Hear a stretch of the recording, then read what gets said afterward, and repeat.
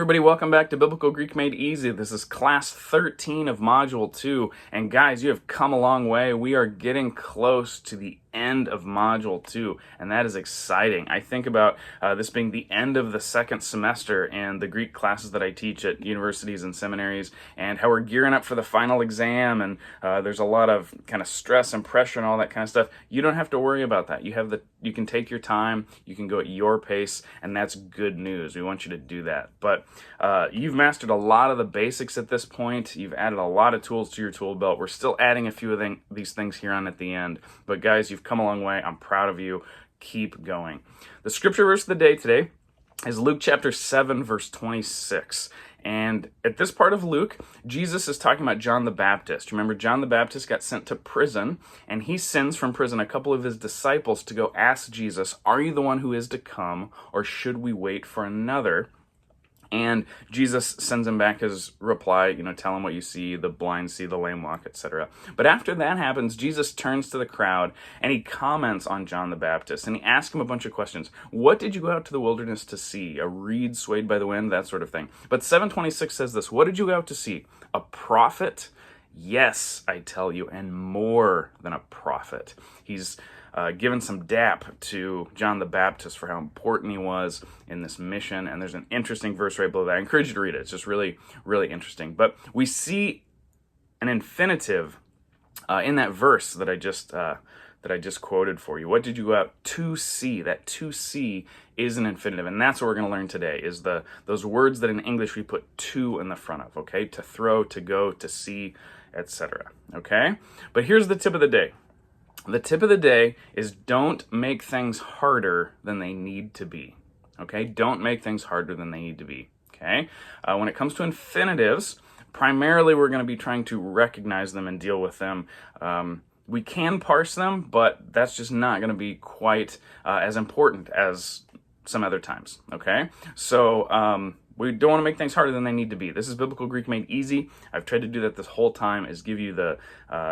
not take unnecessary shortcuts, but do what we can to make this as easy as possible for you, and that's what we're trying to do. So don't make things harder than they need to be. Okay, so let's talk about why this matters. So infinitives are a facet of Greek that we just need to learn. Okay, they do show up in the New Testament. In fact, they're used quite a bit. I remember my intermediate Greek teacher saying this. She said that when we compare imperatives in English versus imperatives in Greek, they don't line up like this, they kind of line up like this, right? And sometimes we see that happening, is where the way they're used in one language versus the way they're used in another is just going to be a little bit different, and so we need to be ready for that, okay?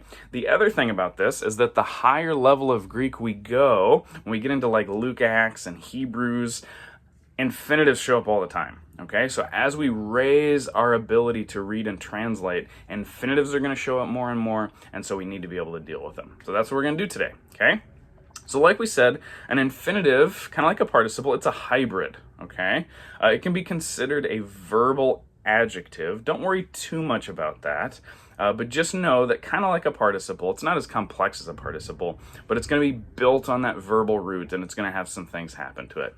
In English, we said infinitives are words that start with to. So to be, to throw, to translate, to study, all of those kind of words, okay? The Greek infinitive has a wider use, however, okay? It's sometimes thought of as like a verbal noun. Again, if that's helpful for you, great. If not, don't worry about that too much. It's indeclinable. What do we mean by this? Well, it doesn't change its form based on usage, okay? So we're not going to have to do, person and number and case and gender and all that kind of stuff. It's always going to be neuter singular. The form is always going to be neuter singular. That's good news. Why? Because we just don't have to memorize a bunch of forms. And you're going to see when we build these, we don't build them like the other ones. What we do is we just give you the form. That's it. That's its form. Okay? So that's good. We don't make things harder than they need to be. We just want to recognize the infinitives when they show up. Okay? Notice that the infinitive can have a definite article. And oftentimes it will. It's always going to be neuter singular though, right? So ta, to, or to. Those are going to be the definite articles that infinitives are going to take, okay? Because those are the only neuter singular articles, okay? So those are going to be hints if you're looking for infinitives and context, okay? The article is going to change based on usage, right? So dative, accusative, not, etc. That'll change around, but the form of the infinitive will not, okay? It can have a direct object and adverbial modifiers, and like with most other things, aspect is most important, okay, over tense. So let's look at these. Again, we're not going to build these as such because we don't just have a lot of variation. Instead, we just show you the form for the infinitive in each of our tenses. So here's present active, luane for the present active. We translate that as to be loosing. Notice that it's a continual aspect there. That's intentional. That's connected to the present. I realize that's not good English. I realize that that's kind of cumbersome, but technically that's what's going on there with the aspect. And then you see present middle passive, loosthai, which is to be being loosed. Oh my goodness, that is all sorts of cumbersome, right? And these, it's not hard to identify the Greek necessarily. It's harder just to, figure out what the English would be to do justice to what's going on with the aspect there. And then the middle would be to be loosing oneself, okay? Notice how it's that continual aspect still, okay?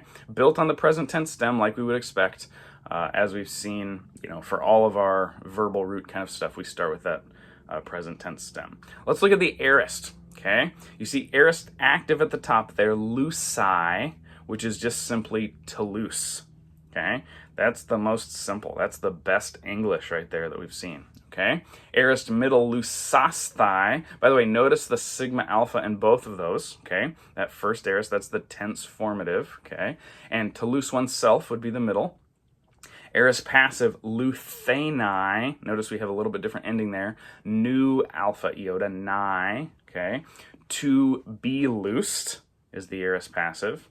And then I gave you the second aorist there just so you can see the forms. The translations are going to be, on par with what we just saw, but labane, labesthai, and graphenai are just three examples of what that second aorist would look like. Notice that we've got the unaugmented aorist tense stem, second aorist tense stem in that case, right? So that stem change is what tips us off to that. Okay, so we've got active, and then we've got middle, and then we've got passive there for the second aorist. The aorist infinitive is built on the unaugmented aorist tense stem. Notice the sigma alpha and the active and middle, and the theta eta and the passive. Okay, for the that's for first aorist. Okay, that's what we would expect. Those tense formatives show up.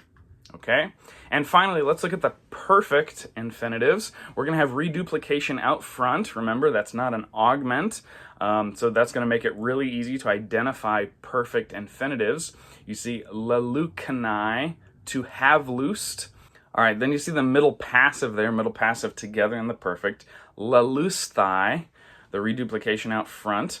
That can be, if it's in the middle, to have loosed oneself. And if it's in the passive, to have been loosed, okay? I know this is kind of nonsense. I would just write these down on a piece of paper and glance at them every now and then. Again, the identifying these forms is the most important. To have a translation like we're seeing there, to have loosed oneself, or to have been loose, or to be being loosed, all that kind of stuff. That's just a little cumbersome. Honestly, we're probably not going to see that show up in the New Testament translation because it's just not good English, right? And so we just need to be aware of that. So the perfect infinitives, as we would expect, built on the perfect active tense stem. And remember, that's the completed action kind of idea, okay? And we do notice the reduplication there. So let's think about some hints. What are some hints about infinitives? Well, all but the present active and second aorist active end in an alpha iota. That I ending, that sound on the end, that's just so common for infinitives, and so you got to train yourself to notice that, okay? Words are just going to have the look of an infinitive. Once you start seeing them, you're just going to be able to recognize them pretty easily, okay? The present and second aorist look very similar, right? With that ain ending. That's also a common ending that we're going to see. Contraction can still happen. Remember, we don't worry too much about contraction here, but just knowing that can maybe be helpful. They can still be deponent, okay? So those deponent verbs we need to look out for. And then when in doubt, this is just a good, don't make things harder than they need to be kind of thing. When in doubt, we're going to default to the simple translation of just to whatever, right? So if it's a form of luo, if it's luane or something, we're just going to say too loose, okay? That's going to be our easy, easy tool to reach for translation, because a lot of times that'll work, okay? A lot of times we don't need to make it harder than that, okay? And if we do, that's where we can, use some Bible software, use a commentary or something like that to help us. But a lot of times when these show up, it's just going to be a simple translation, okay? Now, infinitives can take a subject. I think we mentioned that before. They will take it in the accusative, which is weird, right? Because we expect subjects to be in the nominative. But infinitives, if they're going to take a subject, are going to take it in the accusative, which is a little bit weird. But let me give you an example of that in English, okay? Look at a sentence like this. I want you to learn Greek, okay? I want you to learn Greek, okay? To learn is our infinitive, okay? Greek is our direct object. What is our subject of to learn? It's going to be you, right? But what case would you be in? It would have to be in the accusative because it's the direct object of want, okay? You see how that construction works? This is really common, and so this is sort of how I understand why accusative is the subject for the infinitive, is because of a construction like this, right? Because you would need to be the accusative, but it would also function as the subject of that infinitive there, okay? So just kind of have that little rule in your back pocket. You'll need that occasionally. When you're looking for the subject of an infinitive in context, you're going to be looking for an accusative, not for a nominative, okay? That's a little weird, but hopefully that gives you a little reasoning for that, okay? So here's the whole list of them. Here's all the ones that we learned, okay? We've got present, first aorist, second aorist, and perfect. Note, for present and perfect, we've got middle passive together. And for the aorist, we've got middle and passive separate. Okay, that's why the chart's like it is. But as you just look at this list, what stands out to you? Again, some of those things we said, look at how many of them end in I. Either nigh or thigh, okay? Especially the middles and the passives, right? Those I's. Well, and the first aorist active as well, right? And the perfect active, okay? So I's are just really common. And then ain is that other one, right? I's and ains are what you're looking for. And again, those endings are relatively unique. You just don't see those other places for the most part. And so once we learn these, we should be pretty able to identify infinitives pretty easily, okay? So that's what infinitives look like. I want to talk a little bit now about the usage of infinitives. I want to give you a couple ways to use them right off the bat so that when you start seeing these in context, you can put these into practice, okay? It does get more complicated than this, and that's what more intermediate Greek studies are for. But right now, I just want to give you a few of the most common ways that they're used, okay? So 3 things to know. Number 1 is the complementary infinitive. This is a really helpful one to know right off the bat. Really easy to understand, really easy to get, but important to know right away. So the complementary infinitive is an infinitive that's going to pair up with another word, okay? Certain words will seem to need an infinitive to complete the thought. So for example, day, we learned back in Module 1, day means it is necessary. That word, it is necessary, you notice how it just wants to finish it? It is necessary to go, to leave, to study, to eat, to whatever, right? It wants a to word to connect onto it to complete the thought, okay? That's a complementary infinitive. Mellow, I am about to, that sort of thing. Notice how that ask, it begs for an infinitive to complete the thought. Dunamai, I am able. Okay, I am able to go, to throw, to eat, to study, whatever. And then thelo, I want to study, to learn, etc. Right? So those verbs are just kind of ripe for some infinitive to come in and to complete the thought. And so we call that a complementary infinitive, and it's pretty common, and we want to look for it, okay? And it's not just those 4 verbs that I gave you there. Those are common ones. It can happen a lot of other times too, but those are just really common ones that they show up with, okay? So look at this example. Feel free to pause and read and translate on your own. De eis elthein eis tan thalasan. There's our day that we see. It is necessary. And then eis elthein, do you notice the ending there? Do you notice the unaugmented tense stem? It's not eilthein or eilthon, it's elthein, right? So we know that it's outside of the indicative. So to enter into, we have there. And notice the redundancy with eis on the front of the verb and eis afterwards. Very Greek-like thing to do, right? As we've probably seen. It is necessary to enter into tan thalasan, the sea. Okay, it is necessary to enter into the sea. All right, could you recognize that as an infinitive in context? Okay, we notice that ending there. And notice that we're not spending a lot of time to parse it. We're just going with that complementary idea there. It is aorist, okay? It's aorist deponent, okay? So the simple translation, the undefined translation would work. But even if this was present, we probably wouldn't do the gymnastics of, to be, being, entering, or something like that. We probably wouldn't do those gymnastics. We would try to keep it as simple as possible to make the English make sense, okay? We might need to know that there's an aspectual thing going on behind the scenes as Greek readers, but bringing that out in the English is going to be difficult, okay?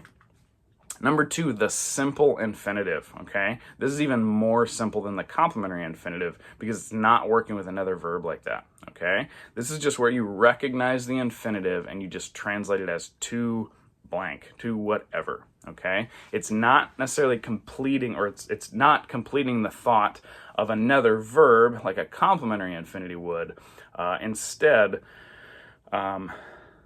it's just working as an infinitive just by itself, okay? You'll see some like this as well, and again, this can start you off to start recognizing some of those infinitives in context and dealing with them, okay? Third thing to know is this.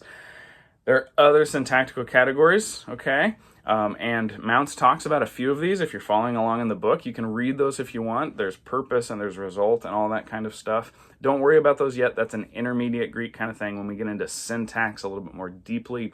So hold on for that right now. Of course, you can read that. You can practice that if you want. But the main thing at this point is we want to be able to recognize infinitives in context and translate them in one of those simple ways, okay?